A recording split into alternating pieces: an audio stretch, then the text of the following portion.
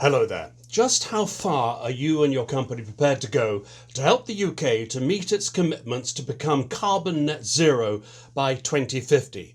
To put it another way, how far are you prepared to go to help save the planet? I'd like to introduce you to a manufacturer who's not only prepared to do his bit, but has launched a campaign to get as many companies as possible to adopt a board-level resolution that commits them to policies that reduce global warming. AESSEAL is based in Rotherham with factories and service centres around the globe. Its MD, Chris Rea, is personally driving this campaign to increase awareness. He told me why. I've got grandchildren.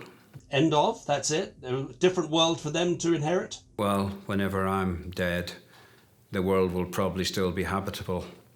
When my daughter's dead, the world might be habitable. The world's not going to be habitable when my grandchildren are my age unless somebody does something now to make a difference to the planet. And why do you think it is incumbent not just on your company, but in fact the whole of the manufacturing sector who you're trying to address with this initiative? Why should they take this on board to the extent that you do? Well, I'm not sure that manufacturing is actually the worst, because if you look at the statistics, there's probably been more emissions reductions in manufacturing or industry in general than there has been in other parts of society. But you don't even have to believe the science to understand that your customers and young people believe the science. And whether or not you believe that you are impacting on global warming, surely only a fool would not make an investment in an environmentally friendly project that was going to give them a return on investment.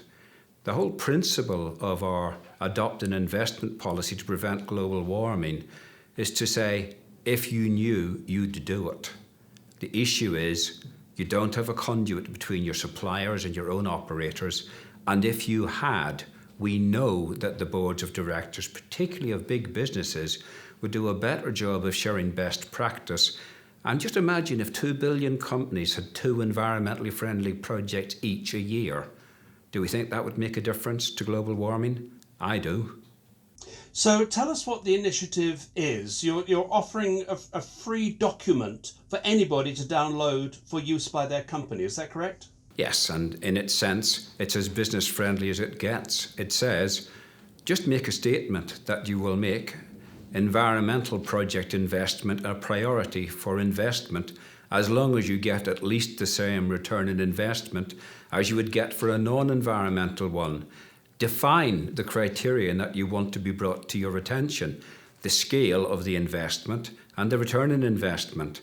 Give an undertaking that you'll provide a response, yes or no, inside a defined period of time, and perhaps most importantly, provide a helpline for people who may otherwise be stopped from bringing it to your attention, but bringing projects that could help save the world to your attention.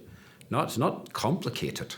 It's just saying be visible about what your intentions as a business are and encourage your own operators and suppliers to help you to make good environmental investments. I think it's undoubted that the generations coming forward are very much more aware of the need to be sustainable and to head towards carbon net zero. And that can only be a positive. And it's putting pressure on manufacturers. It's putting pressure on everybody, isn't it? Well, my view with the investment policy to prevent global warming is that it's a start. But in the end, businesses will get tried in the court of public opinion. And just imagine if everybody had an investment policy to prevent global warming, and some said, I want a return on my investment in 30 days, and some said, I want a return on my investment in 20 years. Which of them do you think would be more attractive to their customers, and which of them do you think would attract more interest from the right sort of people to want to come and work with them? So it's about thought leadership, and it's about using non-legalised means to change behaviours. And if you want to join Chris Rea in his mission, go to betterworld.solutions to download the policy document and the board resolution. As Chris would tell you, it's free, it's simple, it's very business friendly, and it is the right thing to do. Goodbye.